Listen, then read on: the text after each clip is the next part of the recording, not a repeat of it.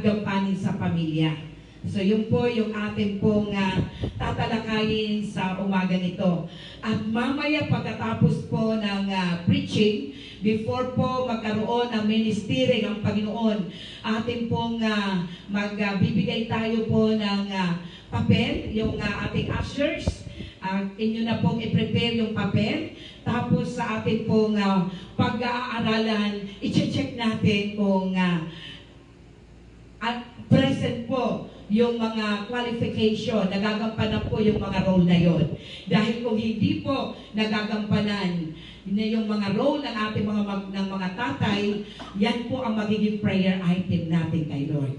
Kasi kay Lord, pwede natin mahingi ang lahat ng bagay. Amen po ba? Hallelujah. Hindi po natin sila i-judge, but we will pray for them. At least we will pray specifically for their prayers. Napakabuti ng ating Diyos. Muli po sa mga tatay, Happy Father's Day. Pinagpapala ko kayo ng pagpapala mula sa Diyos ang ating mga tatay. Hallelujah. Ngayon po, ang ating pong teksto ay matatagpuan po natin sa aklat po ng Hallelujah, sa aklat po ng Psalms 103 verse 13. Ito po yung sinasabi diyan. As a father pities his children, so the Lord pities those who fear Him. Sa ibang translation, sabi po doon, as a father have compassion for his children, so the Lord have compassion to those who fear Him. So yung pong, kung paano daw po yung ama yung ama dito po sa laman, yung mga tatay na sa laman, yung po. Ganun din po ang Panginoon. Kung paano nahabag ang mga tatay sa kanyang mga anak, o naawa sa kanyang mga anak, ganun din po ang ating Diyos sa kalangitan. Naawa din po doon sa may takot sa ating Diyos. Kaya po ngayon ninanais ng Panginoon na ang bawat isa, magkaroon po tayo ng takot sa ating Diyos. Amin po ba? Hallelujah. Napakabuti ng ating Panginoon. Palapakan muna natin ang ating mga ama sa laman. Hallelujah. Sige po, let us give our clap offering to our Father in flesh.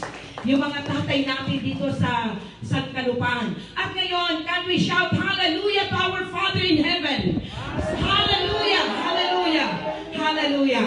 God is great. Napakabuti at napakadakila ng ating Diyos. So yung po, yung una pong role na gusto ng Diyos ipaalam sa atin, the Father's role, yung po yung mga gampanin na dapat ginagampanan ng mga tatay sa laman. Katulad po ng ginagawa ng Diyos Ama sa atin, lalong-lalo na po sa mga may takot sa Diyos. Ang mga ama, ito po sila ay dapat compassionate. Number one, they are compassionate. Ang mga ama ay dapat maawain sa kanilang mga anak. Yung po yung sinasabi. So, dapat hindi natin nakikita sa mga news na yung mga ama, di ba may mga ama na grabe kung makapalo hanggang mamatay ang kanilang mga anak. Hindi po yon ang totoo na ugali ng tatay sa laman. Dapat ang ugali ng tatay sa laman, sila yung pinaka-maawain sa mga anak. Kaya po, may mga tatay po na di bali, hindi na lang sila makapag-ulam, ibinibigay na lang yung kanila pong ulam doon sa mga anak. Ganun po ang ginagawa ng mga tatay. Kaya po sa mga mag-aasawa pa lang, dapat makikinig po kayo. Sa mga magiging tatay pa lang, dapat nauunawaan nyo kung ano yung gampanin bilang tatay. Dahil kung ito po ay maunawaan natin, alam nyo po, bubuo kayo ng pamilyang mapayapa, pamilyang masaya, at pamilya na kinalulugdan ng Diyos. Yun po ang mabubuo nyo. Pero bakit hindi po ito nangyayari? Kasi marami pong pumapasok sa pagpapamilya, nagiging tatay, na wala naman silang pagkaunawa kung ano ang mga gampanin ng mga tatay. So dapat ngayon, ito po yung number one na kapag ikaw ay maging tatay, dapat ikaw yung pinakamaawain sa pamilya. So kung naaawa ka, hindi mo papayagan naghihirap yung iyong asawa na lahat ka lang ng trabaho, iaatan mo sa kanya. Bagkus ikaw, mandun lang, palaro-laro lang, may mga ginagawa ka na hayahay ka lang. So, huwag niyo pong hayaan dahil kapag namatay yung isang mo sa yung kabiyak mo, mas mahirapan ka. Sa totoo lang po, mas mahirap mawala ang nanay o ang asawa. Kaya po sa mga tatay, dapat magiging maawain kayo. Nakakatuwa po sa Panginoon dahil kagabi po, napakabuti ng Diyos. Hindi po ako makatulog. Kasi po talaga parang kinakapos ako sa hininga, sa pagod. At purihin ang Diyos, kahit na po antok-antok na po yung aking kabiyak. Kanya po akong minasahe. Sabi ko, pakimasahe po yung part dito sa puso. At purihin ang Diyos, after that, na-massage po ako. Hindi naman, saglit lang naman po. Ako po ay nakatulog na ng mahimbing. So purihin natin ang Diyos, napakabuti ng Panginoon. So yun po ang mga dapat ginagawa ng tatay. You are compassionate. Saan po natin matatagpuan yan? Doon po sa Psalms 103, verse 13. As a father have compassion to his children, or pities, naawa. So the Lord pities, yung awa sa mga natatakot sa Kanya. So yun po yung sinasabi ng salita ng Diyos. Pangalawa, na dapat gampanin ng kanyang magulang. Ang magulang ito po ay encourager as well as siya rin po ang leader. Encourager is last leader. Ang tatay po, ang siya po nga nagbibigay ng encouragement. Siya po yung magpapalakas ng loob sa kanyang anak. O kaya yung kanyang asawa. So dapat hindi po yung lalaki, yung tatay ay duduwag-duwag. Hindi po siya duwag. Dapat siya po ay matapang. Dapat may kalidad po siya that he is a brave man. Sapagkat siya po ay mag-i-encourage. He will encourage his wife and his children. Yan po kasi po, malalaman po natin kapag ang isang bata hindi po na-encourage, siya po ay pinanghihinaan ng loob. So yun po ang sinasabi doon po sa aklat ng 1 Thessalonians chapter 2 verses 11 to 12. Ano po yung sabi dyan? As you know how we exhorted, sa ibang translation, encourage.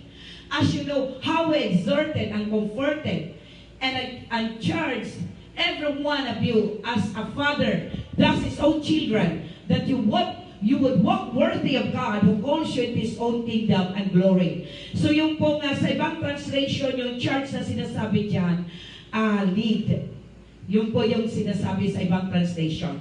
So dito naman sa Tagalog version, ating pong tunghayan, yung sinasabi po sa Tagalog versions. Hallelujah. Napakabuti ng ating Panginoon. Ano po yung sinasabi po dito? Sa kanyang salita.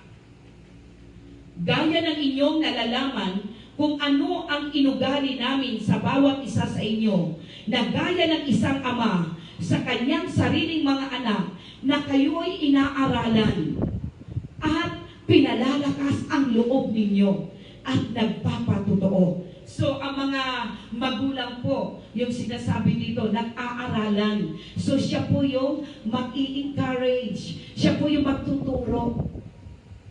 So, yung pong tatay talaga ang dapat nagtuturo. Para yung kanyang anak ay makapamuhay ng karapat-dapat at kalugod-lugod sa harapan ng Diyos. Kaya makikita natin, marami pong mga anak na masuwain o mga suwail. Bakit? Hindi po natuturuan ng tatay. At itong mga tatay, ang kanyang blame ay yung kanyang asawa. Pero kung babasa kayo sa Biblia, yung palang tatay, ang dapat, siya po ang nagtuturo. Inaaralan niya ng salita ng Diyos ang kanyang mga anak. Yung po pala yung gampanin. So yung naunawaan ninyo na dapat kayo ang nagbabasa ng salita ng Diyos. Para pag dumating na kayo magkaasawa, mayroon kayong ituturo sa inyong mga anak. So yun po ang dapat ninyong ginagawa. And then kayo po yung magpapalakas ng loob. Dahil ang salita ng Diyos ay nagpapalakas ng loob. Doon manggagaling. So yung pang-aaral na ibibigay ng asawang lalaki yung kanyang tatay, ito po ang nagbibigay naman ng lakas ng loob doon sa kanyang mga anak. So mga kapatid, ito po yung gampanin. Kaya huwag ninyong isisi kung ano po ang nangyari sa inyong mga anak. Dahil ikaw ang kung may rumpang tatay, yan po ay gampanin ng tatay. Yan ang sinasabi dyan. Sabi niya po, as you know, how we exhorted and comforted. So paano daw po tayo napapalakas? At nako-comfort, nagbibigay po kasi ng aliw ang salita ng Diyos. Sabi niya po, and charge every one of you as a father, katulad po ng tatay sa kanyang mga anak, na kanya po itong tinuturuan na lumakad, mamuhay, ayon po sa salita ng Diyos, kalugod-lugod at kaya-aya sa Panginoon.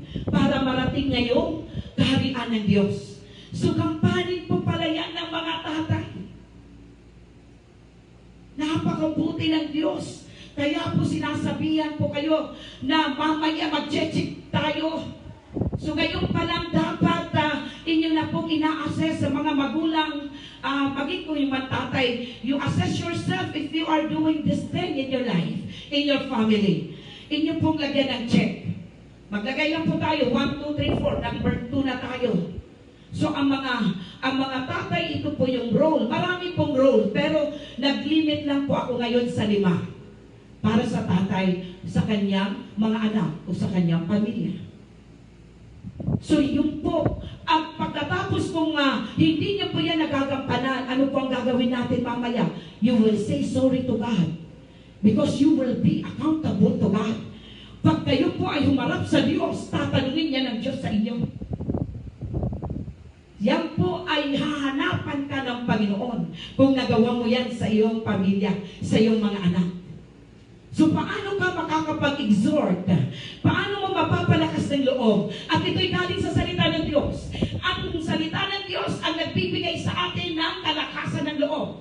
Kung hindi po kayo nagbabasa, kung hindi po kayo nagbubulay ng kanyang salita, ano po yung gagamitin mo to exhort or to encourage para yung anak mo ay maging mayroon siyang lakas ng loob? So wala. Sabi ng kasabihan, nga ka rin kay Lord, mananagot ka. Mga kapatid, ngayon po, habang may oras pa tayo, may mga buhay pa tayo, hindi po naman sa Panginoon na tinitingnan kung gaano mo katagal inaksaya at hindi mo sinagawa yung kanyang salita. What is important now, that you hear the word of God, you will do. Gagawin mo yun. Ngayon, magsisimula ka na. Hallelujah. Are you willing to start sa mga pamilya at magiging tatay pa lang sa pamilya? Amin po ba? Sige po, itaas ang kamay sa mga tatay na willing po gampanan ito. Hallelujah. At palapakan natin ang ating Panginoon. Tayo po ng mga, hallelujah, magkakapatid. Sige po, palapakan natin yung ating mga tatay. Yung po ang gampanin na sinasabi ng salita ng Diyos. Kaya po, ano pa yung sinasabi dyan? Sa verse 12, upang kayo'y magsilakad ng nararapat sa Diyos. So tingnan niyo po yung accountability na kasalalay sa tatay. Na yung mga anak ay magsisilakad ayon sa kalooban ng Diyos. Magsisipamuhay ayon sa kalooban ng Diyos. Dahil po sa mga aral na ibibigay po natin sa Kanya. Kaya po kapag kulang tayo ng aral na ibinibigay natin sa ating mga anak, ano po ang nangyayari? Ang mga anak ay pasaway. Kaya dapat ang una palang iiyak para yung anak na pasaway ay maging anak na masunurin sa magulang. At yun po yung anak na pinagpapala ang ang magulang, dapat ang unang iiyak, walang iba kundi yung tatay. Amin po ba? Are you really mga tatay? Handa po ba kayo na umiyak para sa inyong mga anak? Hallelujah! Napakabuti ng ating Diyos. Kaya huwag kayong magtaka kung bakit mayroon pong sinasabi natin salbahe sa ating mga anak. Huwag tayong magtaka kung bakit may sinasabi tayo na mayroon pong tayong anak na matigas ang ulo, ayaw makinig. Yung po pala ay kakulangan ng tatay. Yung po ay kakulangan ng magulang. Hindi po binigyan ng mga pangaral ang kanyang anak. So dapat ang pangaral hindi nagagaling sa sarili mo lang, mga salita. Ang pangaral nagagaling sa salita ng Diyos. Yan ang nagbibigay ng lakas ng loob. Amin po ba mga tatay? Pumalagpak naman dyan ang mga tatay. Sige po, even the viewers. Hallelujah! Sige po, pumalagpak ang mga tatay. Kaya po, mga tatay, huwag nyo nang sisihid si nanay na akala nyo dahil sa kanila, kaya naging patigas ang ulo ng mga anak mo. Dahil sa'yo, ikaw ang may responsibilidad niya. Dahil may nakikita po akong tatay na tuwing kwento lang naman sinasabi ng kanyang pamilya, madaling araw pa lang gigisingin ang kanyang buong pamilya at sasabihin po ng tatay, ito po ay taga-GB rin. At sasabihin ng kanyang tatay, o sige magsipagising na kayo, magbabasa tayo ng salita ng Diyos at mananalangin. Ang indeed, nakita ko po yung pamilya na yon, ang mga anak ay hindi po masuwayin. Kung minsan may sumuway man, bumabalik agad-agad. So yun po yung nakita ko po, na obserbahan ko sa pamilya na mismo yung tatay ang nanguna para mag-aral sila ng salita ng Diyos. Madaling araw pa lang yun. Ginigising na nila yung mga anak nila. Kaya mga kapatid, yung po yung sinasabi na hindi lang pala basta madali na maging tatay, kung kaya pala nagkakaroon ng mga broken families. Bakit? Kasi po sa kakulangan ng pangangaral ng tatay sa kanyang mga anak. Dahil kung yung mga anak mo ay nakaunawa ng salita ng Panginoon, hindi po yan. Kahit sila'y mag-asawa, hindi sila magre-resort sa anumang pong broken marriages. So yun po yung sinasabi ng salita ng Diyos. At hindi po yan nakabase na, di ba minsan sinasabi, wag yan ang mapangasawa kasi broken family yan. Hindi naman ibig sabihin na galing ka sa broken family, pag nag-asawa ka, mabiging broken family ka na rin. Dapat ang gagawin mo, yung i-cancel yung broken family relationship at sa pangalan ni Jesus, ang Diyos ang magpapatibay sa inyong relasyon, sa inyong pamilya. So yun po mga kapatid, pero hanggat maaari, titingin tayo, maghahanap tayo na yung pamilya ay buo. Kasi kung hindi po maingat, mayroong tinatawag na transference of spirit. So yun po ay dumadaloy. So kung nakikita nyo kung ang kanyang magulang ay naghiwalay, pag nag-asawa yung anak, nagkakaroon din po ng hiwalayan, at ganoon din po yung mga susunod, yung kapo-apuhan. Pero hindi po palagi nangyayari yan. Kapag mayroon kang relasyon sa Panginoon, i-break nyo po yung curse na yon, hindi na po yan dadaloy sa mga anak. Hindi niya po yan dadaloy sa inyo. So, huwag kayong matakot. Ang importante, yung pong mapapangasawa nyo na lalaki, dapat nagbabasa ng salita ng Diyos. Dapat nakakaunawa ng salita ng Diyos. At dapat alam niya kung ano ang mga gampanin niya. So, dapat pala yung mga marriage counselors, bago po pala mag-asawa, ito yung dapat itinuturo sa mag-aasawa. Na lalong-lalo na yung mga gampanin ng bilang tatay. O kaya naman, kasi ngayon ang ating inaaral ay mga tatay. So pagka-mothers din naman yung mga gampanin ng mga nanay. So yun po yung sinasabi ng kanyang salita. At pangatlo, ano pa po yung sinasabi po dyan? Na bilang po, ikaw ay tatay, inaasahan ka ng Diyos that you are living a righteous life.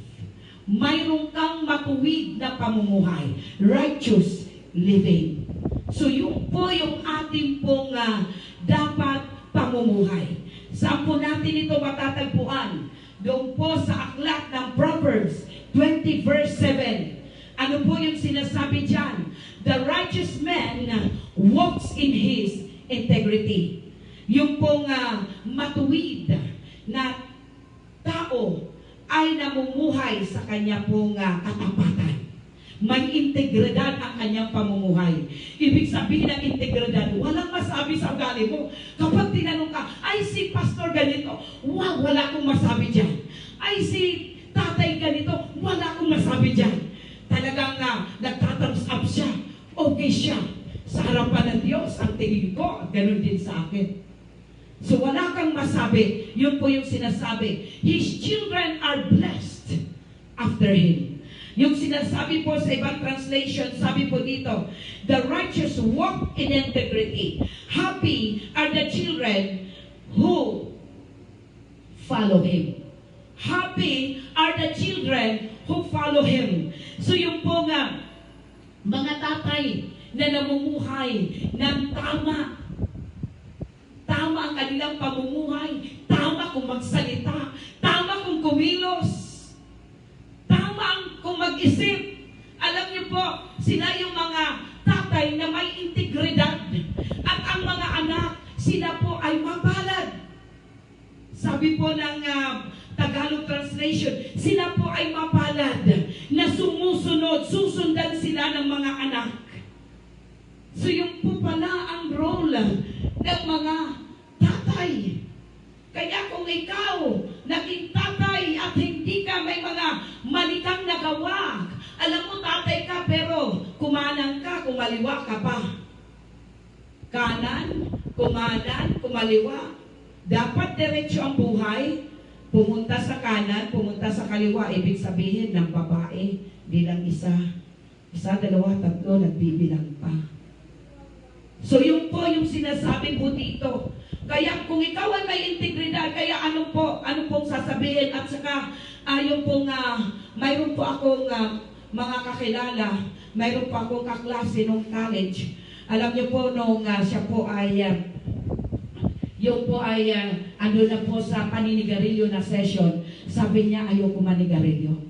Kasi ang tatay ko, hindi ko nakitaan manigarilyo. At ayoko rin uminom. Kasi hindi ko pa nakita ang tatay ko na uminom. Pero yung isa naman, okay lang, sige, happy, manigarilyo tayo. Sige, uminom tayo. Yan ang ginagawa ng tatay ko. Maaga pa lang, hanggang gabi, ginagawa na niya yan. So wala po integridad na masabi po ang iyong anak kapag gumagawa ka ng hindi tama. So ngayon, habang buhay ka pa, may nalalabi ka pang taon, may nalalabi ka pang mga araw sa iyong buhay, itama mo na ang mali mong ginagawa. Itama mo na yung mali mong iniisip, itama mo na yung mali mong pananalita, itama mo na. Kasi kung ikaw ang tatay sa tahanan, dapat ikaw yung pinag-mumulan, ikaw po yung nariringgan ng mga tamang pamumuhay, tamang pananalita, tamang iniisip. Yung po dapat ang ating, yung po yung dapat yung gampanin, mga tatay. Kaya po yung sinasabi, mapalad, sabi po yung sa Life Application Bible, happy are those who follow them. Masaya daw po yung mga susunod, yung mga anak na sumusunod sa kanila. So ganun po ang mangyayari sa mga anak kapag ang mga tatay nakikitaan na tama ang pag-iisip, tama ang pananalita, tama ang kanyang ang nasa puso, tama ang kanyang ginagawa. Ang mga anak na sumusunod sa kanya ay masaya. Hindi sila magkaawayan. Mapayapa sila. So bihira po, yung pong naalala ko yung aking kapatid, ang tatay ko po ay naninigarilyo. Nakikita niya halos isang pakete sa isang araw. Sabi po ng kapatid kong panganay, hindi ko yan gagayahin tatay ko. At hindi siya talaga tumitim ng sigarilyo. So, mabuti kung mayroong mga anak na ganyan. Pero yung pambababae, dahil babaero din po yung tatay ko. Yan hindi niya natakasan. Nakapambabae din siya. Pero, naituwid niya rin po. Kumbaga, nung na-realize niya, hindi tama, naituwid niya rin po. Kaya na-restore ang kanilang marriage relationship. Nagkahiwalay sila sandali, and then, ilang taon lang, and then na-restore ang relationship nila. At sila po ay nagsasama hanggang sila po ay, yung isa ay senior citizen na. So mga kapatid, yun po ang sinasabi ng Panginoon. The righteous man who walks in his integrity, his children are blessed after him. Mapalad ang kanyang mga anak. So sino po ba dito masasabi natin, mapalad kayo ng mga anak? Sapagkat wala kayong maipupukol, wala kayong masasabi sa iyong mga magulang, kundi sasabihin mo sa Lord, papuri sa iyo, Diyos, binigyan mo ako ng tatay na talagang matuwid ang kanyang buhay, matuwid ang kanyang pananalita, matuwid ang kanyang iniisip, matuwid ang kanyang mga gawin. Yung po, masaya ang anak kapag ang tatay ay matuwid ang kanyang pamumuhay. Yan po yung sinasabi sa salita ng Diyos. Kaya pala nakikita natin sa buong bansa. All throughout the whole world, nakikita natin broken family. Bakit po? Malaki ang role ng tatay. Hindi siya namumuhay ng matuwid. The right living in the eyes of God. Kung hindi po ganito ang mga magulang natin, yung asawa natin, yan po ang magiging prayer item natin. Hindi natin sila ikukondem, but we will pray to God. Nandiyan na yan. Ayan naman palitan po natin sila. Hindi tayo makakapamili ng tatay. Magiging asawa nyo, makakapamili kayo, mga kabataan. Tama po ba? Pero ang tatay nyo, hindi nyo yan mapipili. Hindi ka na kayo makakapamili. Kung sino ang pinagkatiwala sa inyo ng Diyos na tatay, talagang so be it. Kayo po ay maging masaya kung siya po ay matuwid ang kanyang pamumuhay. At kayo naman po ay hindi masaya kapag ang buhay niya ay hindi matuwid. Ganun lang po yan. Pag matuwid ang kanyang pamumuhay, masaya kayo. Pag hindi siya matuwid, hindi kayo masaya, problemado kayo. Kayo na mga anak, maging yung asawa. So, ganun po ang mangyayari sa buhay. At ano pa yung sinasabi sa kanyang salita? Dito po, sa number 4 na tayo. Praise the Lord. So, ang mga tatay, sila po ang disciplinarian. It should be disciplinarian. Sila po ang mga magdidisiplina sa kanilang mga anak. At saka, hindi lang po sila magdidisiplina. Sila rin po ang mga teacher. They are the disciplinarian in the family and they are also teacher. Bakit ko po ito nasabi? Tunghayan po natin yung kanyang salita ng Diyos in the book of Ephesians chapter 6 verse 4. Ang sabi po dyan, and you fathers, do not provoke your children. Sabi po dyan, do not provoke your children to wrath, but bring them up in the training and admonition. Teacher, admonish, magturo of the Lord. In the training and admonition of the Lord. Sa ibang version, ito po yung sinasabi po dyan. Fathers, do not provoke your children to anger, but bring them up in the discipline and instruction of the Lord. So, ang mga tatay po, ang role nila ay disiplinahin ang kanyang anak. Pero sa pagdidisiplina, see to it that you will not provoke your children to anger. Hindi po kayo, hindi nyo po ibubuyo ang mga anak mo para sila magalit. So in short, kahit ninyo gusto silang disiplinahin, gamitan mo ng naayon sa salita ng Diyos. Yung standard ng sinabi ng ating Panginoon. Katulad po, kapag maliliit pa, ang sabi po doon sa Proverbs, spare a rod. Gagamit po tayo ng rod. Gagawa po kayo ng pamalo, yung rod. Pero hindi para sila patayin. Kasi ang bata daw, doon lang po natatakot sa pamalo. Pag bata pa sila, ang kanilang kinatatakutan hindi ikaw. Ang kinatatakutan nila, yung pamalo na hawak-hawak mo. So yung po, kaya po, ang mga tatay, dapat alam mo kung ano yung standard na sinasabi ng Diyos. Hindi po basta-basta tayo mamamalo. Hindi yung ating kamay, hindi po yung ating, bakit po, yung kamay natin, ginagamit natin ito sa pagpupuri sa ating Panginoon. Hindi rin po natin sila basta na lang susuntukin. O kaya naman ating tatadyakan. Hindi po gano'n. O kaya naman, mayroon pa akong nakilala na binabato. Hindi gano'n. Spare a rod kapag bata pa. Pero kapag sila po ay nagkakaedad na po, ang gagawin po natin mga tatay, kahit na po ikaw ang disciplinarian, that is your role in the family. Pero sa pagdidisiplina mo, huwag mo silang buyuin na sila ay magalit sa'yo. Kailangan, kung ikaw ay magsalita, ano po ang sabi ng salita ng Diyos?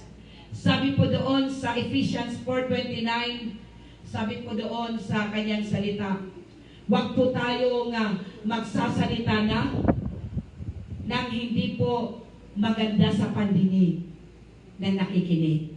Sabi po doon, let no corrupt communication proceed out of your mouth, but that which are good to the use of edifying, and that which minister grace to the hearers. So yung po palang pananalita natin, yan na po yung standard ng Panginoon. Let no corrupt communication. Hindi yung gusto mo halimbawa gusto mo, galit ka sa anak mo, ang gagawin mo, mumurahin mo siya. Hindi yan, that is corrupt communication. Sabi ng salita ng Diyos, hindi ganon. Let no corrupt communication. Wala po tayong corrupt communication na sasabihin sa ating mga anak. O kahit kanino. Yun lang pong mabuti. Yung pong nagbibigay ng, ng nakakapagpalakas ng loob. Nakapagbibigay papuri sa Diyos. Yun lang po ang ating sasabihin. Kaya hindi po ikaw ay magulang. Kung gusto mong murahin ang anak mo, mumurahin mo na lang. That is foul. Hindi po yan ang standard ng Panginoon. Mananagot ka sa Panginoon. Dahil sinasabi po ng Matthew 12:36, lahat po ng ating sinasalita, tayo po ay accountable sa ating Diyos. We will give an account to God. God will judge us according to our words na ating pong sinasabi. Kaya po mga tatay, lalo tayong maging maingat. Yung salita ng Diyos ang nagsasabi sa atin, sila po ay i-train natin. Sabi nga po, but bring them up in the training and admonition of the Lord. Anong ibig sabihin? Training. Paano natin train ang mga anak at saka yung tinuturuan ang mga anak? Admonition, teaching. Admonition of the Lord. Saan natin kukunin? Dito po sa kanyang salita. Dito nanggagaling ang salita na ating pong sasabihin sa kanila para hindi po sila ma-provoke. Dito po natin ito, dito manggagaling yung mga ituturo natin sa kanila. Yung pagpapalaki natin sa mga anak, dito po natin, dito manggagaling.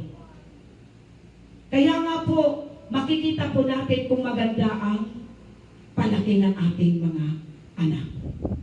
At hindi po ito sinabi sa nanay.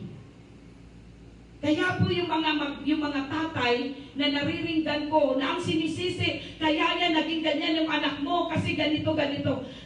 Mga kapatid, magbasa po kayo. Lahat ng ito ay gampanin ng tatay. Yung para ituro, yung salita ng Diyos, ito po ay gampanin ng tatay. Yung parang ituwi, disiplinahin ang mga anak, nakabase sa salita ng Diyos, ito ay gampanin ng tatay.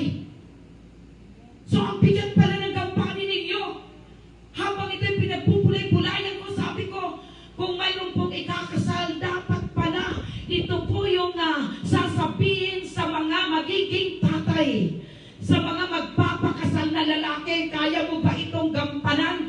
Dahil kung hindi mo ito kayang gampanan, sasabihin mo, wag ka na lang mag-asawa. Pamuhay ka na lang na binata. Kasi you are accountable to God. So yun po, kaya sabi ko, ang bigat pala ng gampanin ng tatay. Ang tindi pala.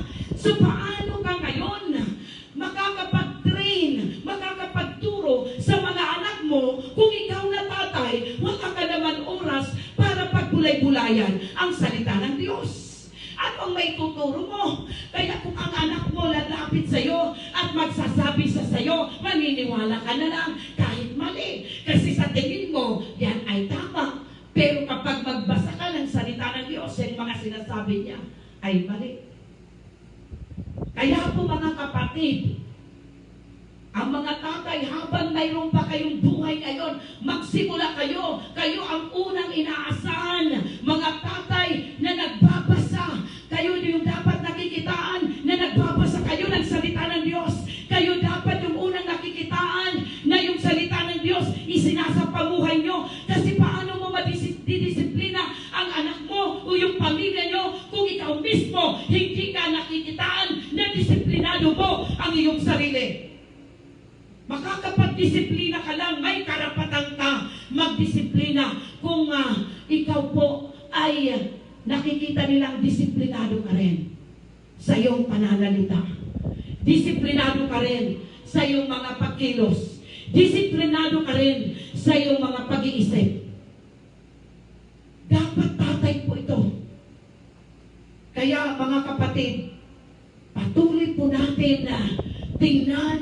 Ngayon po habang nakaupo kayo, you will assess your fathers in flesh.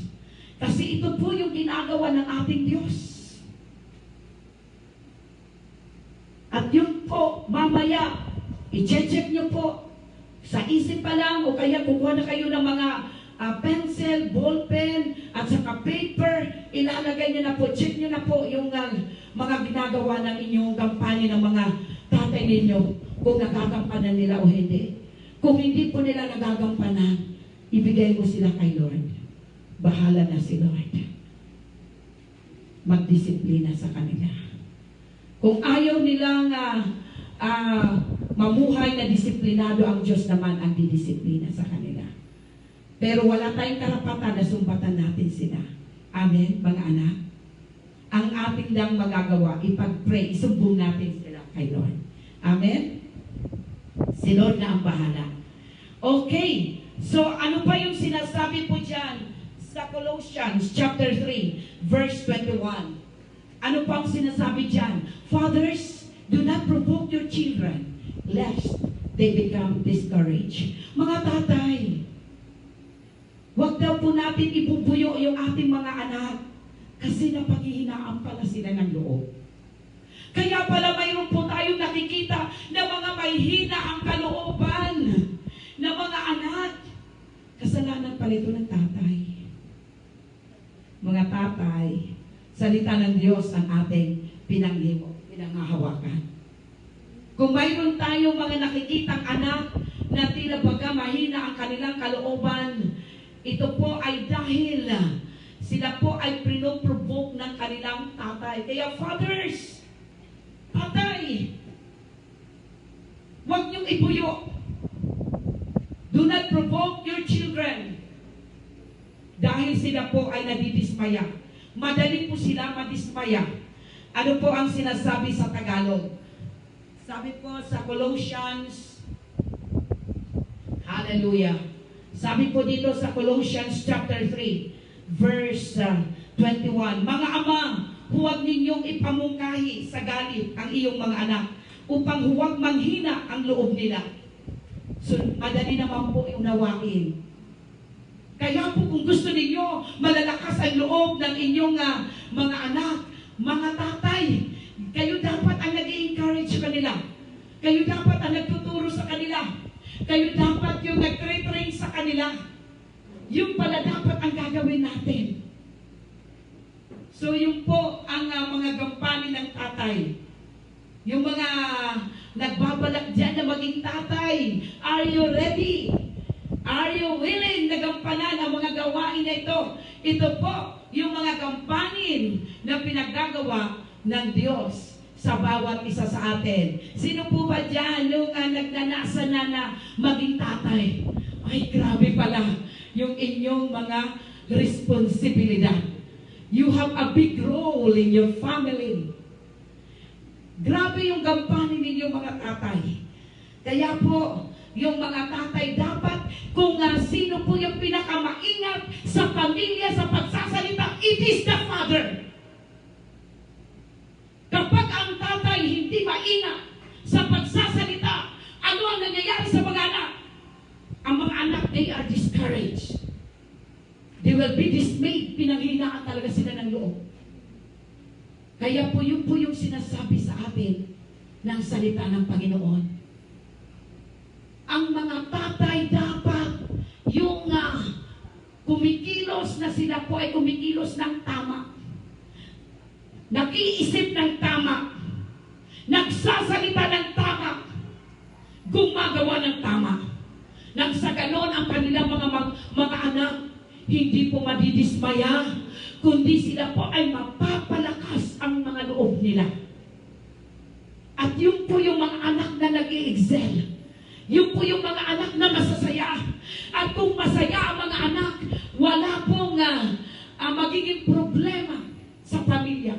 Kung ang mayroon pong anak na nagiging problema sa pamilya, number one, nahahanapan ng Diyos ng accountability. It is you, Father. Father, tatay. Ang tatay sa pamilya, ang number one na may responsibilidad. Dahil kung ikaw mismo nag-aaral ng salita ng Diyos, nagiging maingat ka sa iyong pananalita. Kaya pala sabi po sa atin, sabi po doon, in the multitude of words, sin is not lacking. Dahil sinasabi, ang nanay daw ang madaldal, pero sa tutulan, ang tatay. Ang marami pong sinasabi. Kapag maingat ang tatay magsalita, nagiging maingat din ang kanyang mga anak magsalita. Mayroon tinatawag na transference of spirit. Yan po yung pansinin mo. Kaya kung ang tatay brusko magsalita, ano rin po ang gagawin ng anak? Ganon din yan. Brusko rin magsalita. Alangan naman yung mangga, kapag nagtanim ka ng bangga, yung bunga, saging. So kung ano yung tinatanim mo, maliban, yun po yung anak mo naging born again Christian na, nakakilala na sa Panginoon, ginawa na talaga si Lord ng kanyang Panginoon ng kanyang buhay. Doon lang po magkakaroon ng pagbabago. Okay, so another thing is, yung role ng ating tatay, 5 lang muna ito, para sa susunod naman na Father's Day. Kasi marami pang Father's Day habang nabubuhay tayo. Amin po ba? So, our Father, they are the provider. They are the provider in the family. Pero ngayon, sa panahon ngayon, hindi lamang ang tatay ang provider. Mas matindi ngayon. Karamihan ngayon, mas malaki pa ang sinisweldo at kinikita ng kanyang mga nanay. Pero actually, sa verse na yan, wala naman po sinasabi kung yan po ay tatay o nanay. Basta sinasabi ng salita ng Diyos, basahin po natin. Sabi po dyan, but if anyone does not provide for his own, and especially for those of his household, he has denied the faith and is worse than an unbeliever. Kung sino man daw po sa ating pamilya na hindi ka nagkakaloob, hindi mo pinagkakaloob yung pangangailangan ng iyong pamilya, masahol ka pa sa hindi mananampalataya. Yung sinasabi ng salita ng Diyos. So this can be, kasi ngayon yung mga setup ngayon, Sa panahon natin ngayon, minsan yung nagkaroon ng COVID-19, yung asawang lalaki natanggal sa trabaho, yung babae na lang ang naghahanap buhay. Abay, wag naman po yung mga naghahanap buhay. Wag naman natin sabihan yung mga asawa natin, oy, dapat under-desire kita. Kasi ako ang nag-provide sa'yo. Hindi ganon. So, lahat po, ibig sabihin, kung provide, halimbawa ng babae, siya na lang po ang may trabaho, walang trabaho yung lalaki, yung tatay, alam niyo po, ang dapat ang tatay, i-provide mo naman yung ibang pangangailangan sa pamilya. Hindi naman yan ibig sabihin, pera lang. I-provide mo, di ikaw magluto, ikaw maglaba, ikaw lahat. Tigasin ka. Tigasaing, tiga linis, tiga ano pa? Tiga plancha, lahat gawin mo. So wag naman na yung grabe yung anak, yung asawa mo na nga nagtatrabaho, pagkatapos pagdating pa nagkakalat ka. Huwag naman ganon. Paninikip yung kanyang puso. Lalong-lalo na kapag mga maselan na mga asawang babae. So mga kapatid, yun po, hindi lang po ito sa pera. Kasi in fairness kayo, maraming pamilya na ang babae nagtatrabaho. Ang mga lalaki naman ang nag-aalaga. Ang mga lalaki naman yung... So ano man ang may provide mo, i-provide mo. Hindi ibig sabihin na ikaw ang lalaki, sige, yung nanay na nga ang nagtatrabaho, pagkatapos ikaw pa ang magbibigay ng pagkain para sa asawa mo, nakaupo lang siya, palaro-laro lang siya, sige, ano pang Facebook lang siya, pagkatapos ikaw pa yung magbibigay sa kanya ng, ikaw pa maghuhugas sa kinainan niya, huwag naman ganon. Kahiya-hiya yan sa Lord. So yun po, yung ating pong role, mga tatay, you are the provider ng pamilya. In terms of finances, o kung wala ka mang finances, sa lahat ng bagay na kakailanganin ng pamilya. So kung wala ka namang financial na maitutulong, itulong mo naman sa iba. Ipag-drive mo si Mrs., masahiin mo si Mrs., at yung mga anak mo, gawin mo yung magiging masaya sila, maglinis ka, ipakita mo na ikaw mismo naglilinis. At kapag nakikita niyo po, pagka tulungan yung pamilya, makikita niyo po ang saya-saya. Hindi lang isang napapagod. Tama po ba? So yun po yung gagawin natin. Mga tatay, you are the provider. Pag hindi kayo nag-provide sa mga pangangailangan ng pamilya, higit pa kayo sa hindi mananampalataya. At naniniwala po ako, ang bawat isa na naririto ay mananampalataya sa ating Panginoon. Amin po ba? Can we shout hallelujah? Hallelujah! Palakpakan natin ang ating Diyos. Napakabuti ng ating Panginoon. Ngayon po naman, tuloy tayo. Yung dalawa lang naman po yung isinulat ko. Marami po ito, pero sabi ko nga po sa susunod naman na Happy Father's Day. Yung Father's Day, dahil buhay pa ako noon. Hallelujah. So yung po naman yung role as a husband. Okay? So sa mga asawang lalaki sa kanilang asawang babae. Kanina, ang role ninyo as a father. Ngayon naman, your role as a husband. Ang sabi po ng Ephesians chapter 5 verse 25 hanggang maging 28. Husband, asawang lalaki. Anong sabi? Love your wives. Hallelujah! Can we give a big clap offering unto God? Oh, hallelujah! Ano pang sabi dito? Just as Christ also loved the church. Kung paano minahal tayo ni Kristo bilang kanyang iglesia na ibinigay niya yung kanyang sarili hanggang kamatayan sa krus, na ibig sabihin, ikaw na asawang lalaki, handa kang mamatay for your wife. Isasabihin ng lalaki, mauna ka. Mauna ka. Papalitan ka pa. Kung nakakaunawa ka, ng salita ng Diyos, sinasabi dito, husbands, you are owed. Kailangan mo mahalin ang iyong asawang babae. Kahit hanggang tumanda na yan, kahit ang ngipin niya bilang na, iilan na lang ang totoong ngipin yan. Yung iba wala na talagang totoong ngipin.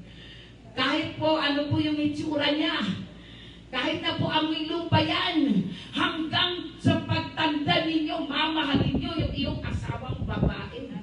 Kaya huwag kang matutulog sa kwarto ng anak mo. Kung ikaw ay asawang lalaki, huwag mong tutulugan yung ibang kwarto, mayroon naman kayong kwarto. Mga asawa, huwag mong sabihin kasi ano dito marami kang dahilan. May tinalaga kayong kwarto para sa inyo, magtiis ka. Kung ano man yung amoy, kung ano man sabi kasi, humihilig may amoy Kahit na anong amoy, kahit na malakas ang hilig, ano pa man ang sitwasyon sa kanyang buhay. Husband, lalaki, asawang lalaki, kailangan mo mahalin ang iyong asawang babae. Katulad ng pagmamahal ni Kristo na kanyang ibinigay ang kanyang sarili hanggang kamatayan sa krus ng Kalbaryo, na kinuha ang lahat ng kasalanan ng tao. So ganun din po ikaw na asawang lalaki, na lahat po ay iyong pong aakuin para po sa iyong asawang babae. Ang tindi ng responsibilidad ninyo sa asawang babae. Kaya yung mga nagbabalak mag-asawa, dapat nauunawaan nyo ito. At ano pa yung sinasabi sa verse 28? So husbands ought to love their own wives. Kaya tingnan nyo po, maliwanag. Asawang lalaki, kailangan mahalin mo yung sarili mong asawa, hindi yung kumari mo. Hindi po yung kirida mo. Hindi yung masahista mo. Hindi po yung kalaro mo. Hindi po yung kung sino man ang iyong napupusuan. Hindi po sila ang iyong, hindi po yun ang iyong mamahalin. Pwede sila maging kaibigan. Pero bilang yung pagmamahal, inutos ng Diyos na sila mismo yung asawa mo. Kahit na po yan manghina, anuman ang maging kalagayan niya, hanggang sa siya man ay nandyan na po sa nakaratay sa banig, mamahalin mo pa rin siya. Hanggang nabubuhay ka. Yun ang pagmamahal na gusto ng Diyos. Gawin ninyo sa inyong mga asawang babae. At ang sabi po dyan, so husbands ought to love their own wives as their own bodies. He who loves his wife loves himself. Yung pong nagmamahal sa kanyang asawang babae, yan ang tunay nagmamahal sa kanyang sarili. Kaya naman pala hindi mo mahal ang iyong asawa dahil hindi mo mahal ang iyong sarili. Kung mahal mo ang iyong sarili, mamahalin mo ang iyong asawang babae. Naalala ko lang po, habang inaalagaan ko nanay ko, yung salita ng Diyos ang nandito sa puso ko, na sinasabi na ang mga anak kakalinain ng kanyang nanay sa pagtanda. Kaya mahal na mahal ko kahit pinapalig, kahit hirap na hirap po ako, nandun yung pagmamahal. Kasi yung salita ng Diyos ang inilalagay ko. So dapat ang mga lalaki din, ang mga tatay din, yung pong ilalagay mo sa iyong kaisipan kung nahihirapan ka mahalin yung iyong asawang babae, dapat ilagay mo sa iyong kaisipan, sa iyong puso, ilagay mo. At sinasabi ng salita ng Diyos, ako na asawang lalaki, kailangan mahalin ko itong aking asawang babae. Dahil ang nagmamahal sa asawang babae ay nagmamahal sa sarili. Siyempre, mahal ko sarili ko. Hindi pala mapapabulaanan pala na mahal ko yung sarili ko kung hindi ko mahal yung aking asawa. Hindi po totoo na mahal mo yung sarili mo if you will not love your wife. Kung mayroon kang pagmamahal sa sarili mo, makikita na mahal mo ang iyong asawa. Kung hindi mo mahal iyong asawa, hindi mo pala mahal ang iyong sarili. And you cannot love others if you do not love yourself. You cannot comply the Word of God na sinasabi ni Jesus. Ito na lang, dalawa na lang, isa na lang yung commandment. To love our God, sa Matthew 22:37-39, to love our God with all our heart, with all our soul, with all our strength, with all our mind. And the first and the second commandment is to love yourself as you love. Love your neighbor as you love yourself. So kung hindi mo talaga mahal ang iyong sarili, you cannot love your wife, you cannot love also your neighbor. Hindi mo matututunan mahalin ang iyong kapwa. So yun po ang bilang asawang lalaki, the husband. Yan ang pinaka-role nyo sa inyong mga asawang babae. At ang pangalawa, treat your wife with respect. Ano po ang sabi po sa 1 Peter 3:7? Sabi po dyan, husband, likewise, dwell with them. Okay, gamitin natin yung dwell with them. Kasi marami po ang mga lalaki, pag tumatanda na, ayaw ng tabihan ng kanyang asawang babae. Aba, praise the Lord sa mga tumatabi pa. Pero yung mga hindi na tumatabi, pakinggan nyo ito. Mga lalaki, husbands, likewise dwell with them with understanding. Dapat mayroong pag-unawa. Giving honor to the wife. Pinaparangalan nyo yung iyong asawang babae. Mga lalaki, mga tatay, dapat kayo pala yung number 1 na nagpaparangal sa asawang babae. Yung mga nakakaunawa. So yung mga hindi pala nagpaparangal sa asawang babae, walang pag-unawa. Yan po yung sinasabi ng salita ng Diyos. Sabi po dito, as to the weaker vessel, ang mga babae ang mahina. Sila po ay mahina. Mahinang sangkap. And as being ears, tagapagmana sila. Kaya mga tatay, mga asawang lalaki, yung pera niyo, huwag niyo itago sa inyong asawa. Yung pera niyo, ibigay niyo sa inyong asawang babae. Kasi sila yung tagapagmana. Kung may kang naiisip na magmamana ng iyong kayamanan, ng iyong ari-arian, walang iba kundi yung iyong asawa. Kung wala ka ng asawa, ibang usapan na yon, mga anak na yon. So yun po yung sinasabi. Ang sinasabi, mag-aasawa pa ako ng iba. Bakit pag-usap ka na kay Lord? Huwag na natin yan ang pag-usapan. Basta sinasabi dito, kung buhay pa ang iyong asawa, ang dapat natin gawin, mga tatay, kayo na mga tatay, sabi po dito, husbands, sabi po doon, dwell with them with understanding, giving honor to the wife as to the weaker vessel, and as being heirs together of the grace of life, so that your prayers will not be hindered. So that your prayers may not be hindered. Para yung mga panalangin ninyo, hindi po mahadlangan. So yun po ang sinasabi ng salita ng Diyos. Basahin nga po natin ito sa Tagalog. Sabi po dito sa kanyang salita. Hallelujah. 1 Peter, sabi niya po dito sa kanyang salita, 3 verse 7. Gayon din naman, kayong mga lalaki, magsipamahay kayong kasama ng inyong asawa, ayon sa pagkakakilala, na pakundanganan ang babae, na gaya ng marupok na sisidlan. Yamang kayo'y na may kasamang tagapagmana ng biyaya ng kabuhayan, upang ang inyong mga panalangin ay huwag mapigilan. So yun po yung sinasabi ng salita ng Diyos. Kaya pala maraming panalangin ng mga lalaki, ng mga tatay, hindi pinapakinggan. Bakit po? Ito po yung dahilan na hindi po nila trinatrato ang kanilang asawa na may pagrespeto. Na ang asawang babae ang pinakamahinang sisidlan. They are the weaker vessel. Mahina po sila by nature. At ang mga asawang babae, tinataguan din nila ng pananalapi. abay, huwag na kayong magtago. Kasi pagdating ng araw, hindi natin alam, hindi nyo po alam kung kailan kayo mamamatay.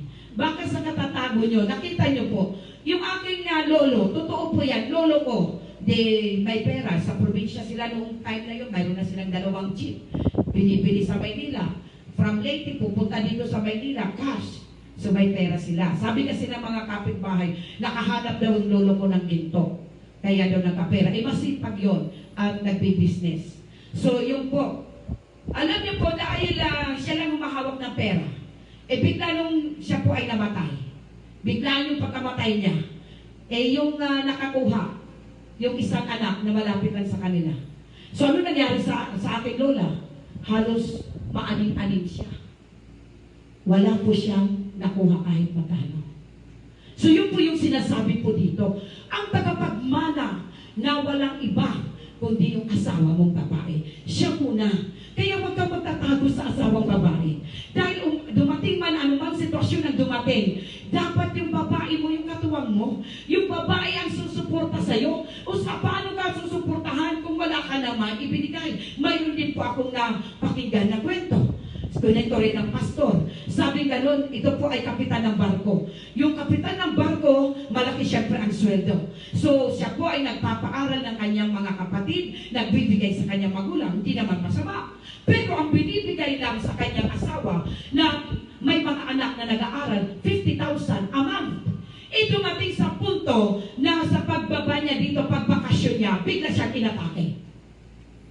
So, ano po ang nangyari sa kanya? Nung siya po ay inatake, nung una may yung pong natitira pa na pera, dala siya doon sa private hospital. Siyempre 50,000 may nag-aaral. Hindi talaga makakaipon yung asawang babae. Wala siyang magawa kundi magsumbong kay pastor. At ang ginagawa naman ni pastor ay mag-pray. Pero wala silang nagawa. Kasi desisyon niya ng asawang lalaki, desisyon niya ng tatay. Kasi yung tatay na yan hindi nakakaunawa ng salita ng Diyos. Na dapat ang tagapagmana, dapat po yung treasurer mo, dapat yung asawa mong babae. Wala kang ibang treasurer. Hindi yung nanay mo. Lalo-lalo na kung may asawa ka, hindi yung magulang mo. Hindi yung mga kapatid mo. Yun po yung asawa mo. So ano nangyari? So yun po, dahil wala ng pera, dinala sa government hospital. Nagbuka ng kawawa. Wala na maitustos. Pati hindi ko alam, baka patay na. Kasi, ano na po ang kanyang kalagayan? Malumba ng kalagayan. So nakita niyo po, kung yung ba naman asawa, bigyan niya yung asawang babae ng 100,000, sabi niya, honey, sweetheart, isave mo yung 30,000 a month. Kahit 30,000 a month. So kahit pa paano, dumating na siya pala yung aatakihin, mayroon silang mapagkukuha. Yung 50,000, saan po yun? May mga anak na nag-aaral. Lalo na pag private, kulang pa yun. So yun po yung mga asawang lalaki. Kaya po kailangan na iintindihan ninyo yung role bago kayo mag-asawa. Na ang role ninyo, husband. Sabi po dito, itrato nyo yung inyong asawa. Na sila po ay mahinang sisidlan. At irespeto nyo po sila. Na mahina po silang sisidlan. They are the weaker vessel. Kaya kahit na po sa mga gawain bahay, so kagawain bahay, dapat pag mamamaling ko yung asawang babae, samahan mo. Wag na ikaw ay pupunta doon maglalaro ka, okay, ang sinintindi mo sarili mo. Kasi po mahina nga po sila. Mahina po yung mga asawang babae, mahina sa lakas. Pero kung sila pa magdadala, magbibitbit ng mga dalahin, siya na nga yung gagastos, siya pa rin yung, siya na po yung mamimili, siya pa yung nagagaling sa kanya yung pera. Tapos, ikaw papakainin, pagkatapos wala kang ginawa. Alam niyo po mga kapatid, sinasabi po dito, ito yung role ng tatay. Itrato mo yung asawa mo na mahinang sisidlan. Yung sa bahay, kung sinasabi na asawang babae, maglinis kayo. Kasi naman, di ba, cleanliness, ang sabi po ng kasabihan, cleanliness is next to godliness. Di ba, ang sarap na pagka malinis yung tahanan, maaliwalas, galing ka sa trabaho, galing ka sa paghahanap buhay, ang sarap humilata sa higaan. Hindi po yung pagdating mo, kailangan mo pa maghugas, nagdra-drive ka pa, kailangan mo pa magligpit, ipapatayin mo talaga asawa mo. So mga tatay, kailangan, yan po, intindi niyo po, wicked. Kung yun po yung weakest point niya, gusto niya malinis sa bahay, sumunod ka. Irespeto mo siya. Yun po yung sinasabi po dito. Dahil yan po yung kahinaan niya. Gusto niya malinis sa bahay at hindi naman masama. Kaya nga di ba ngayon yung na-infect ng COVID? Sabi po, kailangan maglinis kasi po ang gusto ng COVID na virus marumi. So yun po mga kapatid, kaya po ang mga asawang lalaki, kailangan itrato ninyo ang iyong mga asawang babae na pinakamahinang sisidlan at sila po ay tagapagmana ng kayamanan na mayroon ka. So kahit na po, di ba yung iba, nangangamatay na lang yung tatay, wala naman sila kayamanan yung utang, sino pa rin ang magpamana? Di ba yung asawa rin? So lahat ng mayroon ka, kung mayroon kang problema, halimbawa may problema ka sa iyong kalusugan, sino ba yung magpamana? Asawa din. So mga kapatid, yun po yung sinasabi ng salita ng Diyos. Kaya mga asawang lalaki, ito po dalawa lang po ang isinulat ko ngayon. Ang ibinibigay sa atin ng Panginoon na dapat magawa natin.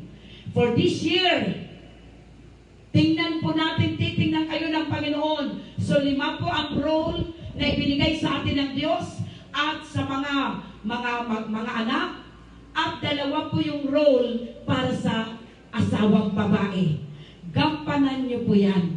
At kapag nagampanan po natin yan, sabi nga po ng ating conclusion, sabi po dyan, katulad si John, sabi ni John, I have no greater joy than to hear that my children walk in truth. Alam niyo po, ito rin po ang sinasabi sa atin ng Panginoon. Wala po siyang ibang kaligayahan na ikaw na nakikinig ay isinasapamuhay po natin yung katotohanan, yung mga salita na ating napakinggan. So ganun din po ang mga tatay. Ang pinakakasiyahan ng tatay, kung ang kanyang anak, makinig kayo mga anak, ang pinakakasiyahan ng tatay, kung ikaw na anak, ay nakikita niya, namumuhay ka, ayon sa kalooban ng Diyos. Ayon sa salita ng Diyos. Ito ang pinakamaligayang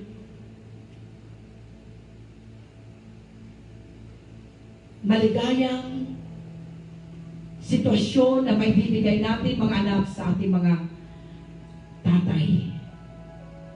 Kaya sa oras na ito, kung paano yung ating tatay sa kalangitan, na ang kanya din po pinakamasayang araw, ikaw at ako, babae ka man o lalaki. Ikaw ay tatay, nanay, mga anak, o kabataan, na makikitaan tayo ng Diyos na namumuhay tayo ayon sa kanyang salita, ayon sa kanyang kalooban. Ganon din po ang mga tatay. Kaya sa oras na ito, habang po tayo ito nakatayo, sige po tayo po ay tumayo.